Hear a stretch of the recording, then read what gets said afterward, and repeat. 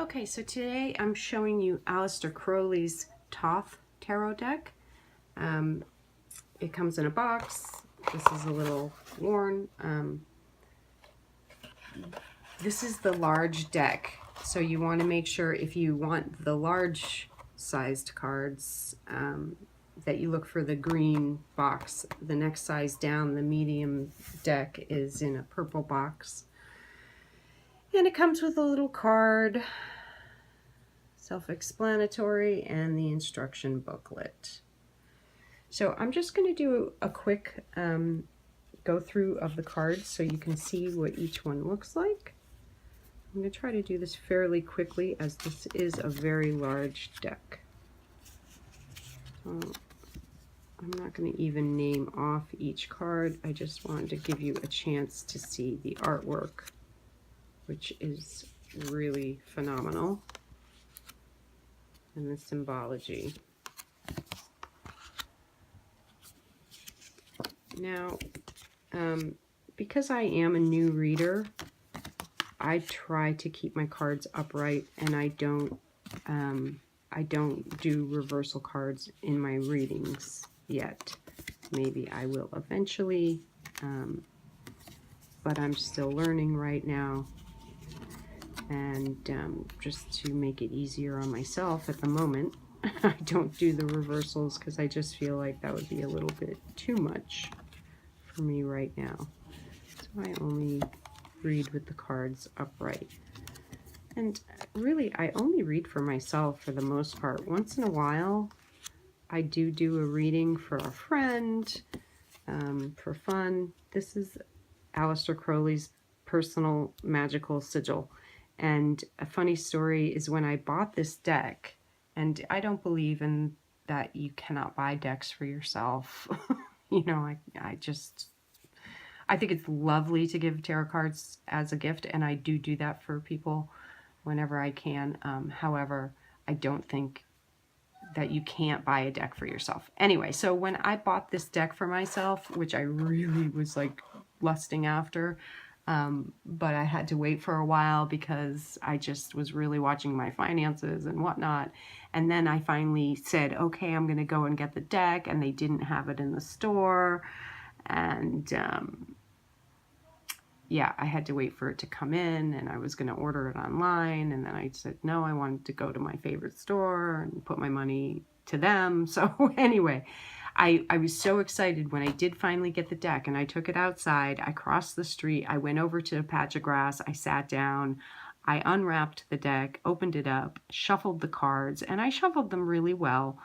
And the first card I pulled was Aleister Crowley's personal magical sigil. And I was like, I never laughed so hard in my life because I felt that was his way of waving hello to me.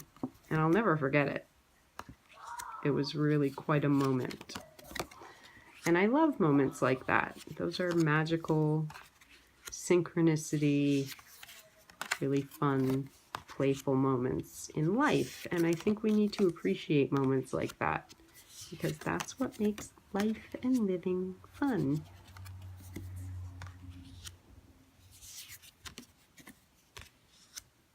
But these cards really are something else. I mean, the size is just really cool. The big, large size of them in itself is cool. And, you know, the artwork is just incredible. The colors are very vibrant.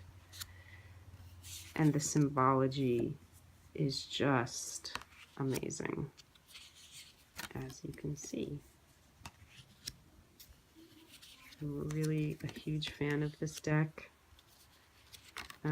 I guess I feel like for me, this is the deck I take really seriously. You know, I see this as a very serious deck, my most serious deck.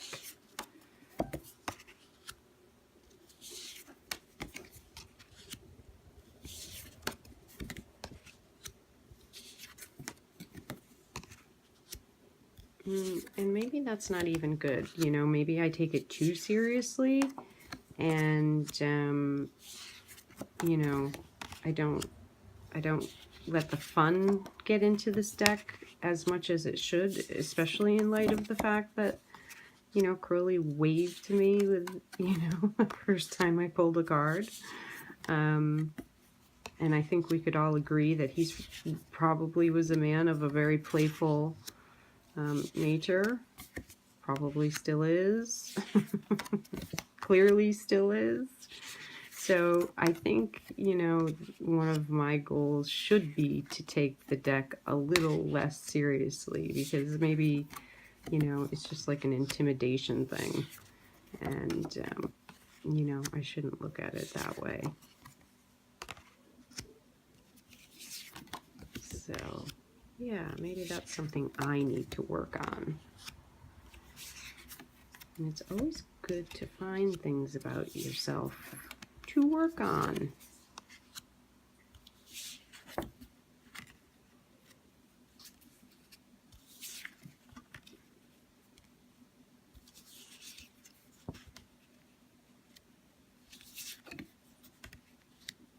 Ooh.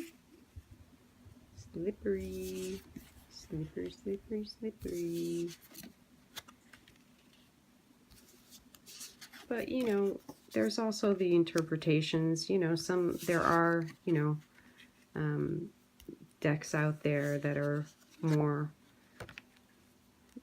you know, happy decks. I don't know what you want to call them, positive, uplifting, you know, where they sort of just try to make that the focus and steer clear of any negativity whatsoever. However, while that's, you know, warm and fuzzy, I also don't think that's necessarily realistic, because life isn't always warm and fuzzy, is it? There are balances that need to be, and appropriately enough, we're looking at a scale there. You know, life needs to be balanced, and we have the positive and the negative existing. So, you know, you can't ignore it. You can't bury your head in the sand. So, that's the last card. That's the deck. You've got the rose cross on the front, and even that it's just so colorful. I do really enjoy this deck. And I hope you enjoyed this video.